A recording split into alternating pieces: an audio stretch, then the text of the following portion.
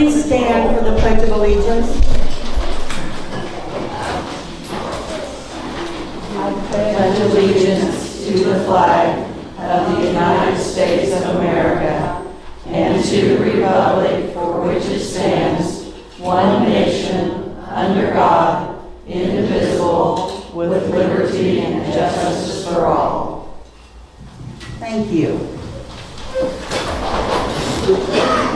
According to the program, I'm going to give the welcome, and I've been thinking about this a lot, trying to figure out what exactly I should say.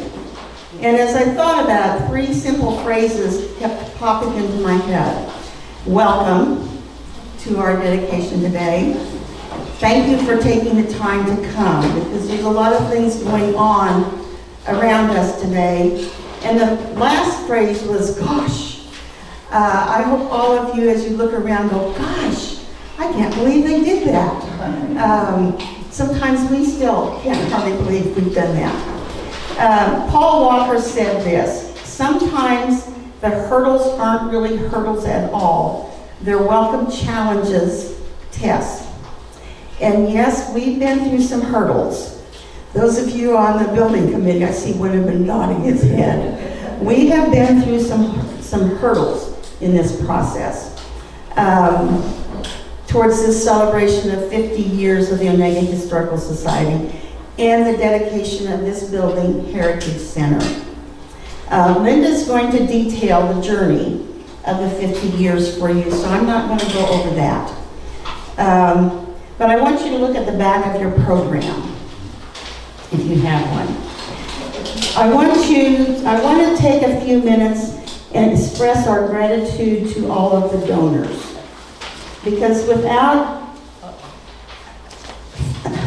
probably thousands of donors, we wouldn't be here today. And these donors, whatever they have given to us, evidently believed in our goals, believed in our mission, and believed that heritage in the Onaga and the surrounding area is important. And as people have believed in this, they've been adding artifacts to our galleries here that tell a more complete story of Onaga, and that's exciting. Donors give 3 different things, though. Sometimes we have time to give. Now, most of you probably say, I don't have any time at all, but we have some donors who have given hours and hours of time. And we had a school group come down, and there's, I think, 28 or say 25 in the group, and they worked here for 2 hours, so they gave us 50 hours of time. And if you take that times $10 an hour, that's $500. That really is a donation to us.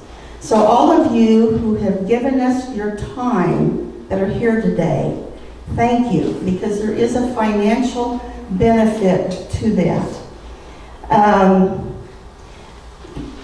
And another way to give is through your talents. And as we put this building up, I looked at some of our members that have talents that are tremendous, and they allowed us to put this up, and it didn't cost us quite as much because they were willing to use their talents to wire or to paint or to plumb or to, I'm not a construction person, they will tell you that. But they've spent lots of time helping. But there's other talents that we benefit from. The cookie bakers is a talent. Those that provide the food for our fundraisers is a talent. Those who organize things like the garage sales, that's a talent. We have some that will go shop for supplies, and that is a talent. We have some that take care of all the flowers around here, and be sure you notice all the flowers. And another talent that we can use all the time, and we have one volunteer that I think enjoys this. If not, she's willing to do it, but that's dusting. Glass cabinets get dusty immediately, and we're thankful that we have a person with the talent of seeing that dust and letting it bother her so she'll take care of it. Thank you, you dusters. And then treasures. And the treasures come in the artifacts you donate so that we can tell a more complete story. But it also comes in simple things like aluminum cans that we sell and can use towards our budget. Best choice labels. Just this morning, a lady brought in a whole carload full of garage sale items that we will be selling at the end of the month. And then we have other people who come and buy that stuff because we have to move it. Attending our soup meals, when there's a free will donation kind of thing. Giving prizes for silent auctions. Those are all treasures that benefit us. And the last treasure I will mention, though, is just simply cold hard cash. Time and talent, we are our backbones, but they don't pay the bills.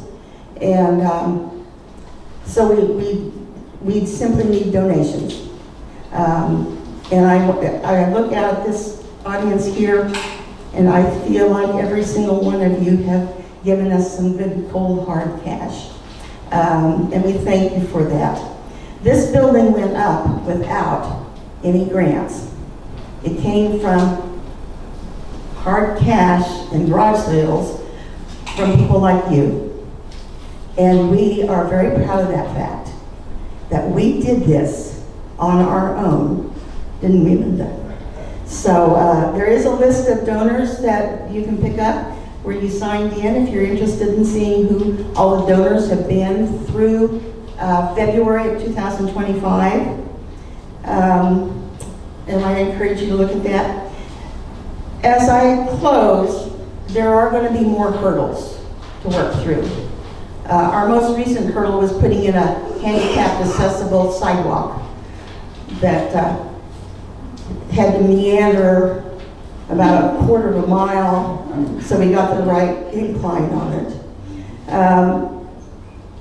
So there are going to be more hurdles that we will have to go through in the coming months and the years, not just for those of us who are current members, but our future members.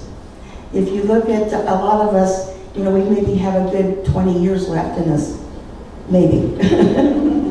So we need to get the young people involved and coming up to take over these hurdles. But we believe in this journey that we're on, and we believe this journey will make our community stronger, make our museum stronger, and preserve our heritage. We expect this museum to be here in another 50 years. So when you go home, on your calendar, mark June 2075 to come back and see what has transpired since then. With that, I'd like to introduce Gary Yenser is in the back. Gary, he's one of our county commissioners. We appreciate their support every year. Gary's clear in the back. Stand up! I didn't even see you! I had a note from Senator Kenny Titus wishing us well today. He had other commitments though. City Council. Alex isn't here, is he? I guess we don't have anyone from the City Council. So, with that, I would like to turn it over to, if I look at my program, Linda Rudenkamp. Wow, okay.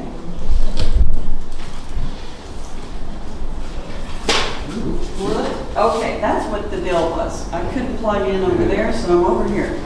Okay, I'm Linda, and this is going to be somewhat impromptu, but I started this PowerPoint last in February, but I had to cut out a lot of slides because of the time element, and because I want you really to get out and look at our museum. So we're celebrating 50 years, so I'm going to briefly go through our history, and then briefly kind of talk about our new building. So we were incorporated February 3rd, That's verified by our local Herald. And you can find that probably in the museum here somewhere if you really want to look. Our Articles of Corporation, I showed that at our full membership meeting in February, and I just enjoy it because it shows the 3 signatures up to the right there. And who notified it? Kathy Ward's still around. And she was a bank person at the time, and notary. Here's our charter members. I'm going to take a little time, let you look through them.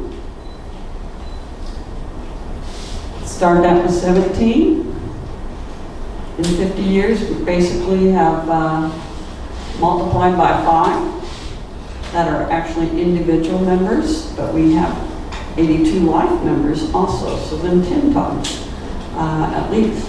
And 25 businesses. That was as of February, and I didn't have time to update that for today. I didn't think it was necessary. We usually do it by year. I think some of you are related to some of those up there. You should be very proud of that. The first 3 names. Wilma is here. Wilma is here. Oh, Wilma, stand up. I didn't know you were here. Why don't you stand up? Stand up. Here's a chart.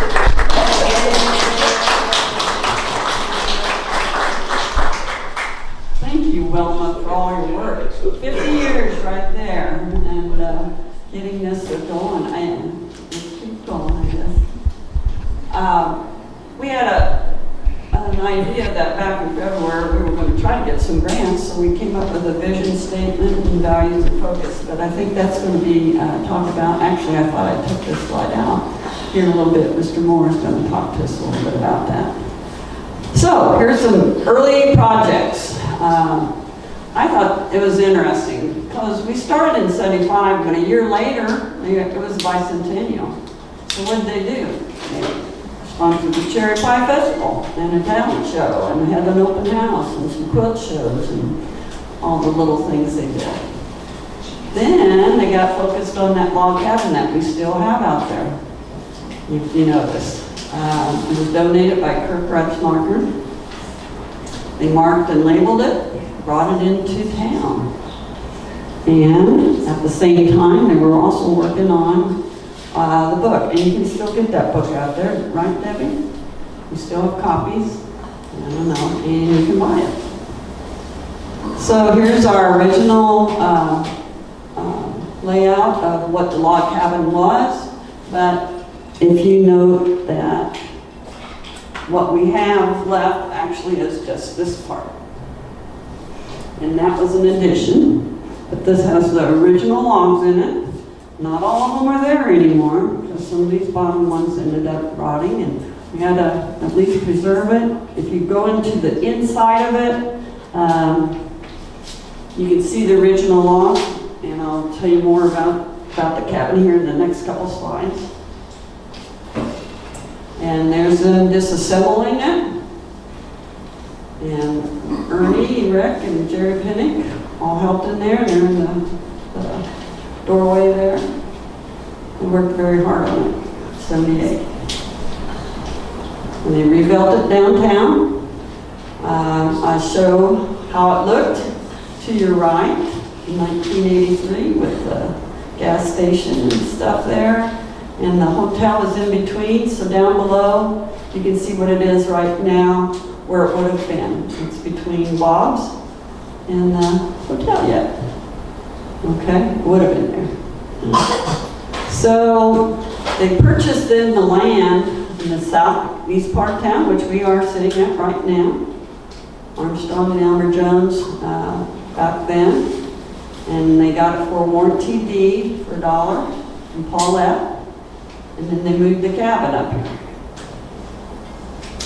So here's moving day. And we went down 3rd Street. Or 2nd Street, I guess. This is the way it looked when they first got it into place, up until about 2012. And then they start doing some preservation. The thatch roof was replaced, and we had to do that. Keep the logs at least.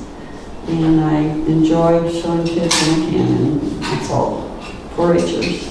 The Leonard Ottman sign has yet to be rehung. It's sitting over there in the ag area, but we hope to have it up someday. It's in the Morton building, and you can see it if you want to. Okay, so then felt like back in 2012 we really needed to get out and keep this preserved. Got the roof on. 2017, you can see what we really did a lot of work that year, because there were some logs that are right way up there, and we had to replace them, redo the chinking. Isn't that beautiful what they ended up with? Okay, a few years later, our floor was so that we couldn't trust anybody in it, and we had it redone. And then since we had to take the floor off, we went ahead because there was drainage issues, and that's why the floor became a water problem in a sense. And you can see some of the result, and we replaced it with oak floor because that's kind of the time period. And I hope you enjoy that when you get to go over and see it. And you need to be aware, we do get wasps in there, and we've had a family of bats that we're trying to control. And we're going to replace the doors that are on the west side. Kurt's going to also work on that, and we just didn't get that in place. Probably one of the bats got in. So that will happen very soon. Okay. Then they purchased Jones lots a little bit more so that they could bring more, what do I want to say, objects or buildings up here. The old Founders Hall, we call it old now because now we're in the new building, but the Founders Hall was built in '88. The chicken coop was redone here not too long ago with the roof, but that was there on site, and they just have repainted it. We probably need to do it again, but that's all upkeep. And then put in a driveway to it, and they had a garage door there, but that got replaced not too long ago either. I always got to look at the year, 2022. And we had some kids up here always, so I always like taking a picture by the founders. What didn't make it was the jail. Unfortunately, it did go into disrepair, but we do have a door. So you can find that in the museum, or a window, I think, casing, and that'll be kind of fun for you to find. And then down below, we put in the Morton building. That's the east side of it. And I'll come back to it. We then brought the caboose up, and you can see what some of that took to get it up here. We put a sign out in front, and you can go see it now with our new sidewalk. We got some other railroad memorabilia that you can look at, the wigwams and signals that are out on the premises. And here's the west side of the Morton building, and the plan now is to put more railroad in there. Coming up from where they've been, we had a little railroad group that, as you come into town, had built some stuff down there, and they're going to bring it up here, and we're going to try to preserve it a little bit better for them. And you can go talk to Dale, I think, around. He's helping with getting that all settled down. Anyway, and then on the east side, which I showed earlier, we're going to try to put some ag and farming equipment and probably merchandise for like a store and that. You'll see that as you go around. Okay, and then so here we got the windmill got redone, and you can see it, and you can just go look. And that's just some pictures of them putting in that and the pole. I'm going to watch my time here.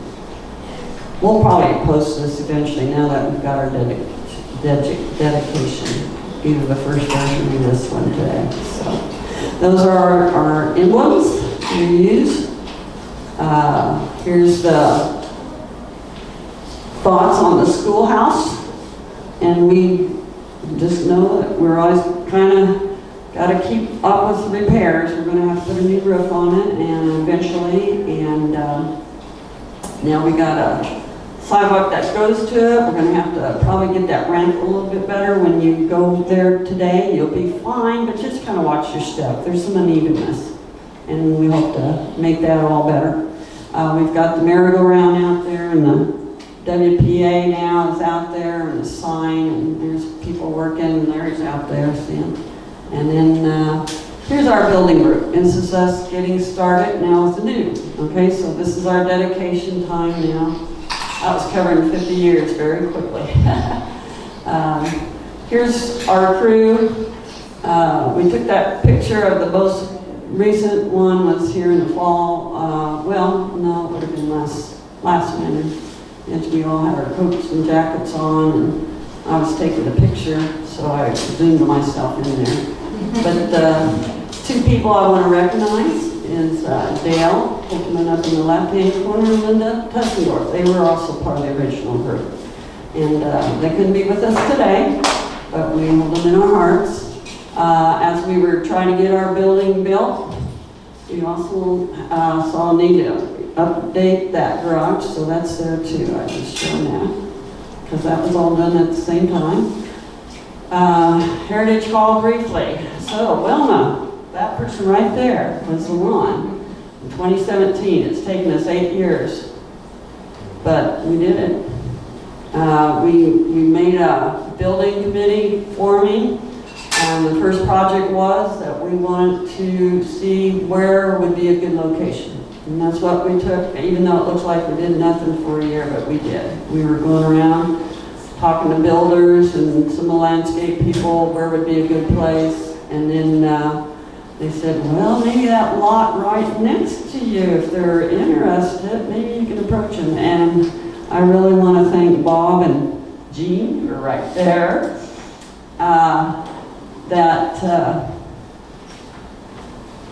because of them, we were able to proceed. We had a lot of questions else in the other areas, but this is just where it needed to be. And so in 21, we had the trees removed. Well, those are the ones that are hanging above us of the group that was here that day before he cut the trees, and et cetera. And we were going to get to going on that, and so we kind of had our own little ceremony, and we got Neva. I can't tell, is that Joan there, and Ruth, Linda, is that Reva? Yeah, and myself and Dale maybe, I don't know, unless Debbie's in there. She might have been taking that picture. So we did that. Hartwick came in, did some good dirt work and padding. We had a cement pad, then got started. In 2023 is really when we really started, and the framing started then that winter. So here's some of those pictures. Now I'll show you more of where you can go, but I can show you hundreds of pictures. And we don't have time.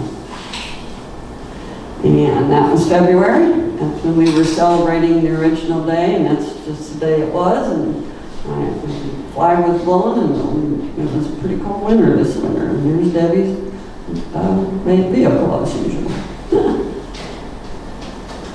So you might kind of look at that. We did a lot this spring. And I grabbed 3 quick pictures this morning. The guys are out working on the stanchions, I call them, out front here, parking area. We got our sidewalk done, and the building group helped pay for that, and the regular group helped pay for that with our grant. That, well, I won't call it a grant, it was an extra donation so that we could get that in there. And awesome. Kids have been out helping Don Honing in getting some of the flower beds done, and in his own help, but that was one of the days that they were there. And then just, I don't know, last couple days, up in the left-hand corner, we're always going to be hosting people. We had some calligraphy yesterday, I guess, and Friday there were kids in here with the wildlife person, And the kids come and go, and I don't know, this picture I think was sometime this spring when the guys all wanted to sit on those stools, and you sure are welcome, but they're not attached. So you're at your own risk, but they will be. We've got some guys working on that, and that's awesome. So we did it. This is a aerial of our building as it looks right now, and we're dedicating it. I want to point out, we've got some new flower beds, if you didn't see them, and then that. Sidewalk, we're working on grassing, and we might put some parking there. We're starting to talk about that, and that's going to be handed over to the reconfiguration of the general group or the officers or somebody to figure it out how much. Our building group is planning to meet on Tuesday this week to kind of say this group is now ready to hand it on to the new group. We've completed the building. There's a lot of work yet to be done, and you'll be aware of that. And we love suggestions if it's going to help our group. Please don't complain. We're wanting to celebrate today. It's taken a lot of work, and the persons that we want to recognize later in the program, you'll see. And I want to thank you. Past people, I know there are a lot of charter members aren't here, but we're all here that are here, and keep going. I think it does make a difference. I believe in that. Debbie believes in it. Our building committee believes in that. They want to stuck it out with me. Anyway, and just in general, we just really need to celebrate today. It's awesome. We got a lot of good people in this community, and we need to be aware of that and celebrate. And it's a little bit. Somebody put a dime or nickel into the jar the other day, and I don't care. They gave what they could. It was probably a little kid, and that might have been his own savings. I'm glad to have it, and it added up. Because look what we did. It's amazing. So we're going to hand that over. I told you this is very ad-lib. I'm not sure if I missed anything, Debbie. Are we good? I'm probably too long. Okay, so I'm going to hand it over. Who's the next person? Oh, and Jim's going to be coming up.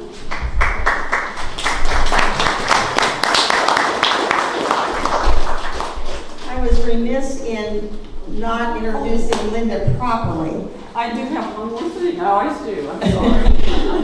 To introduce her properly, I'll give the proper introduction. She was our building chairperson.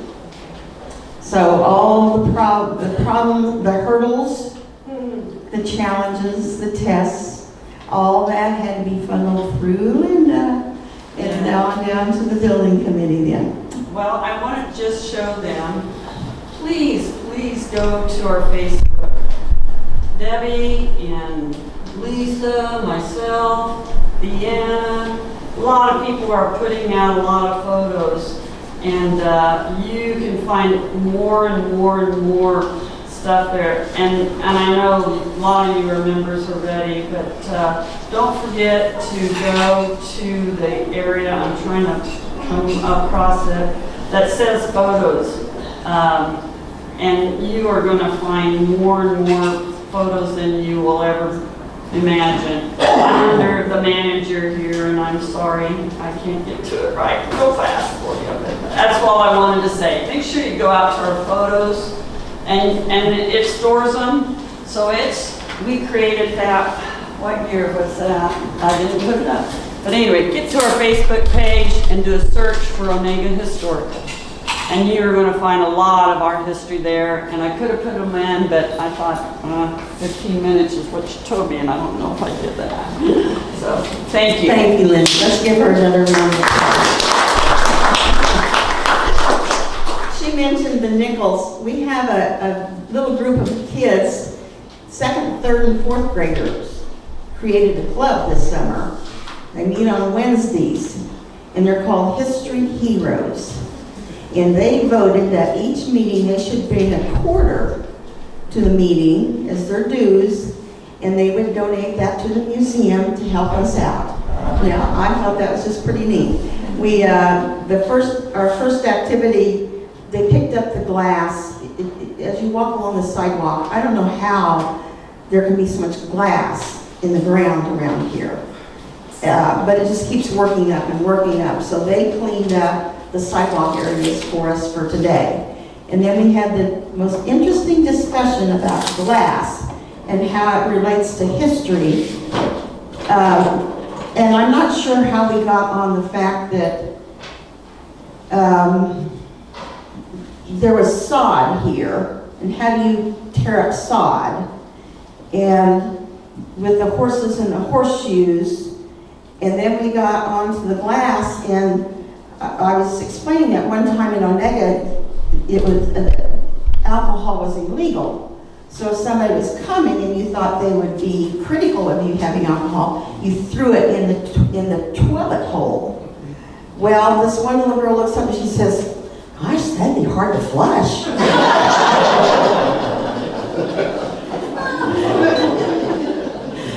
So we had quite a discussion from there on. It wasn't quite what I had planned. That's okay. And talking about a person that I have seen just loves history, believes in your local history and maintaining it, and also has, through the Farmers State Bank, has been a tremendous supporter of the Onaga Historical Society. And I would like Jim Moore to come up and share a few thoughts with you about heritage.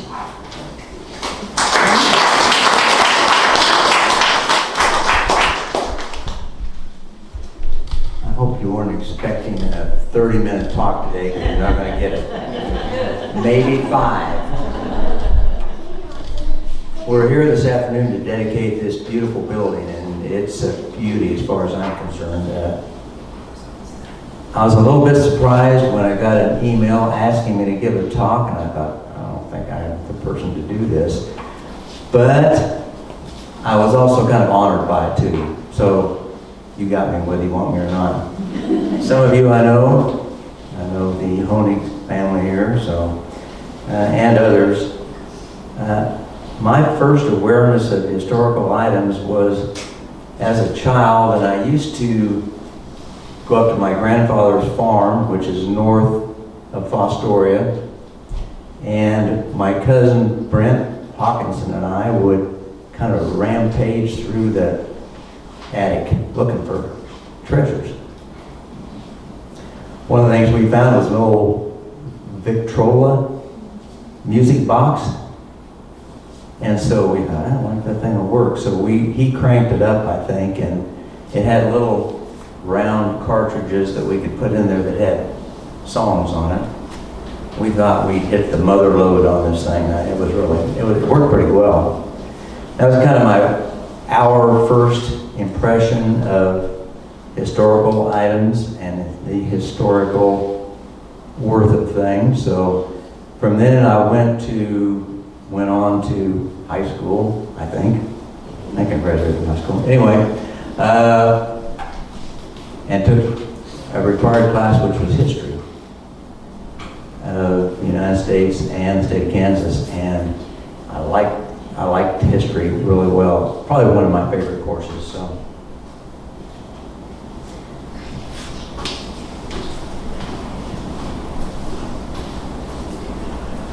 I think the community of Onaga is fortunate to have a number of multi-generational families, and if you know what that means, it means a lot of families have been here for 150 years, that they immigrated from other countries and ended up here in Onaga and never left, which says something about the area as far as I'm concerned. So.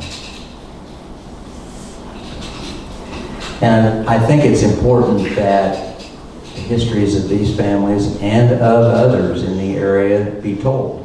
Otherwise, we're missing out on probably a lot of information. So they had information up here on the website. I Googled the website of the Onaga Historical Society last night just to see what was there. Would you like to guess? Nobody wants to say anything, I'm sure.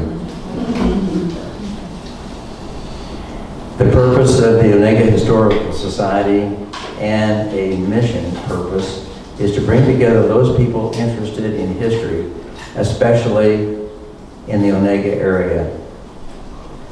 I think, for only being 50 years old, and that seems like a long time, that maybe, I think the Historical Society has done a really good job here. That's my overall impression. 50 years and look where we are. Nice buildings, nice displays. It's preserved forever.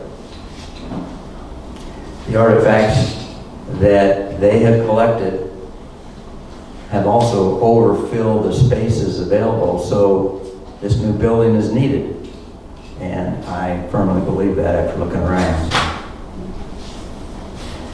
In 1976, I'm going to switch subjects here, I was in the Air Force and I came back to work for my dad at the bank. And one of his philosophies was that we have to give back to the communities that we serve. So years later, we kind of, I guess, bought the Onaga Bank from those people that had it.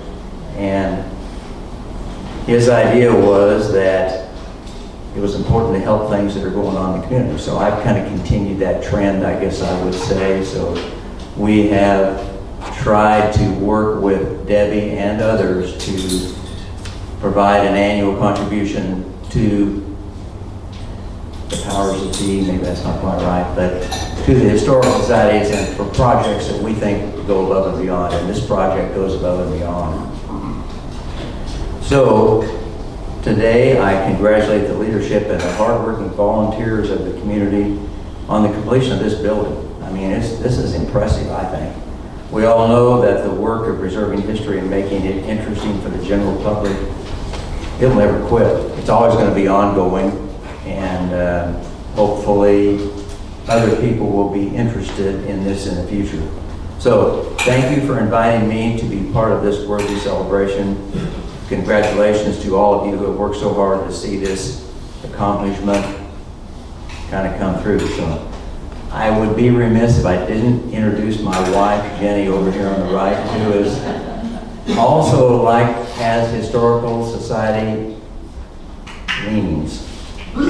President of the local Westie Historical Society, Rock Creek Valley.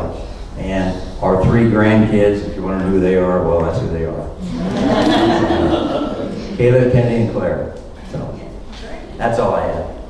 Thank you, Debbie.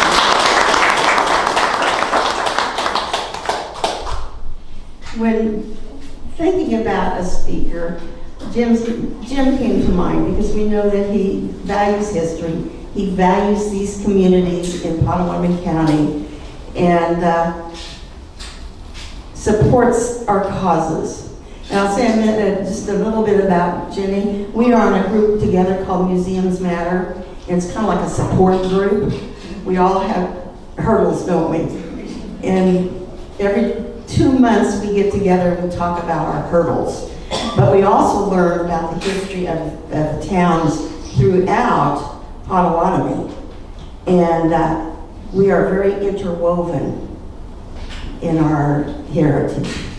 So I want to thank Jim for taking the time. I know you have a lot of things going on today, and he managed to squeeze us in. So we're very thankful for that. He mentioned that the history of families needs to be told. Well, last Sunday, was anyone here last Sunday for the WAG wedding? I guess not. As you walk around the museum, over here in one of our cases, the WAG family brought back a wedding outfit for the woman and the man, I think it was 1896.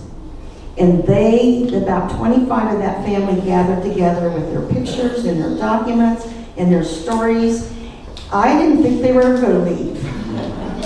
So if anybody wants to gather here at a time with your family, we can host that and you can share all that history. And while I'm looking at it, Bruce Kufal is here, Burl Kufal's son, and they have brought a wealth of items to our museum, including the red sleigh that you will see over in the other building, with the family history documentation to it. Documentation makes something come alive. We have people that bring things into it and say, here, you can have this. Robin knows. It's just a thing till we have a story that goes with it. And if it just stays a thing, we really don't need it. So it's always important to put the background with whatever you choose to donate, whether it's here or another museum across Kansas or the United States. With that, Anne Reeves, where are you at? Anne. I'm here. Oh, there she is. Do you want to come up? Oh, I wasn't prepared for that. We have had all kinds of treasures donated to us. As you see, we still need a flagpole for it here, and it's on my list of to-do things. Most of you probably have to-do lists that you hope you get done someday. Anne Reeves, where's she going? Oh, okay.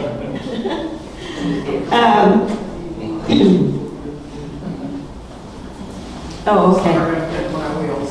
Okay. We don't want you to spill. Yeah. Anne Reeves has quite a history with the Onaga area. Do you want to tell what your history is? My dad was actually born and raised around Onaga, and when they ended up, they were down at Westmoreland east of the swimming pool. But I dedicated the flagpole in memory of my grandfather, and that is Henry Godlove, and he lived in Mill Creek Township. Got to get my breath. And that was north and east of here on the Havensville Road is what I call it. Is that what they call it now? So, and that's where he raised his family. And he served in the Kansas Volunteer Cavalry in the Civil War. And he's also a member of a founding member of the GAR post here. So, myself and my son and his family donated the flagpole and this marker that will go with it. So our flagpole out there is in honor of Henry Godlove, a very significant pioneer, really, around the Onaga area in the family. So I'd like for you to give her a huge round of applause.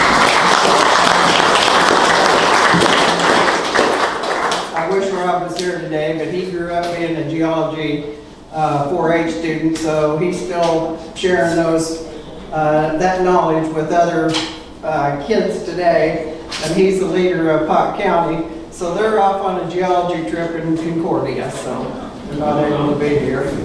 But he's done a lot of research, and in fact, he has, my dad wrote an article for the Pioneer of the Blue Stem Prairies, and that article has a lot of misnomer in it. And I wish he were alive today to find out, or to see what we have found out. So, because Henry was in all of that down in southern Kansas, Prairie Grove, Arkansas, and ended up out in Casper, Wyoming. So, luckily he came back. He didn't end up in the Platte Bridge incident. So.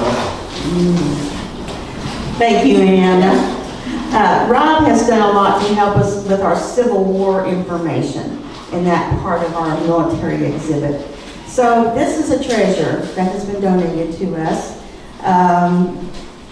Helps us become more encompassing, because this treasure comes with some local history that people will be, this will be erected out by the flagpole. So anyone that comes to visit will be able to read this plaque and understand that bit of history. With that, Linda, I think we're ready for the ribbon cutting. I'd like to have my committee come, and then you come up, and we're going to cut the ribbon. And can you give me some background on that? I'm just right now the history of this land. Bob. You want Bob to come up? Or Jean? Jean. Jean needs to come up. I warned you. Come on up, Jean. I think we got enough scissors. We'll see. Everybody on the building committee, please come up. If it hadn't been for this family, I don't know if we would have ever built. We were looking at building, well, between the caboose and the schoolhouse, but the land doesn't lay very nice in that area. And Or Jean can hold, but yeah. out of the blue, I don't know if it's out of the blue or not, the Teskey family donated this property to us. We actually started out with a smaller vision, and someone says, oh, that's not enough space. You need to increase your vision. So we ended up with a 60-foot by 105-foot building. Lloyd? And, I was going to say we're missing one. Sorry. I'm not sure it's big enough, but if you walk around, if you were ever in our museum before today, how many of you have been in our museum before? You know, we didn't realize how crowded it was until we started moving everything. And it's like everything was shrunk wrap, and it just went poof when we brought it over here. And our other buildings over there look empty now, kind of, but we have a railroad exhibit that's going to come in, we have a printing exhibit that's going to come in, and that will fill up that area if that ain't a problem at all. Well, this is our first ribbon cutting. I don't know if we're doing it right or not. Okay, I have a suggestion. If everybody holds with their left hand, and we'll cut on the signal, not the same, we're at the same time. Hold on, everybody ready? Okay. All right, you can hold on to your piece, and then anybody else, is there a comment or a question we need to comment? So here's to 50 years and our dedication of our building. Yay! Go, cut! Keep your hands.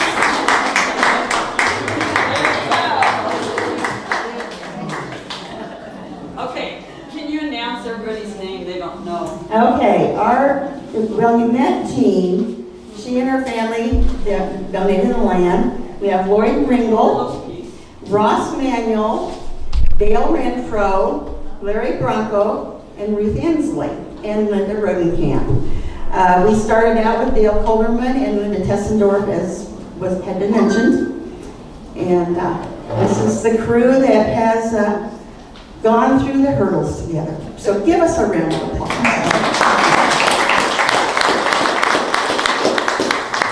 Oh, you can sit down if you want to. They all did. That kind of brings us to a closing. I want to thank you all again for coming. I want to encourage you to look through this building and take time. Everything is open. This is, well, the Founders Hall is climate controlled. When you go into our big Morton building, it is not climate controlled, which is one of the reasons we needed to have a new building. We were starting to lose things in non-climate controlled conditions. But take some time and walk through. We are amateurs. We have not been trained in museum protocol. It's been a high learning curve. We go to different conferences. We share with one another. As you go through the museum, if you see something that we haven't documented correctly or is in the wrong exhibit, which is really possible, we had some hats we thought were Civil War hats, and they were no more Civil War hats than the Man in the Moon. Let us know those kinds of things as you see them, because that's how we improve our exhibits, and that doesn't bother us at all. We have refreshments over here to the west that we want you to enjoy while you socialize. At 3:30, we will have a Quilt of Valor presentation. 2 members from Onaga veteran members from Onaga will be receiving their quilts at that, and you're welcome to stay for that ceremony if you would like to. At 5 o'clock, we do our flag retirement, our annual flag retirement, and that will be down by the schoolhouse. And we have a pit dug there that we will retire the flags into. And you're welcome to take part in as much as you want. If you're still here at 7 o'clock, I'm going to send you home.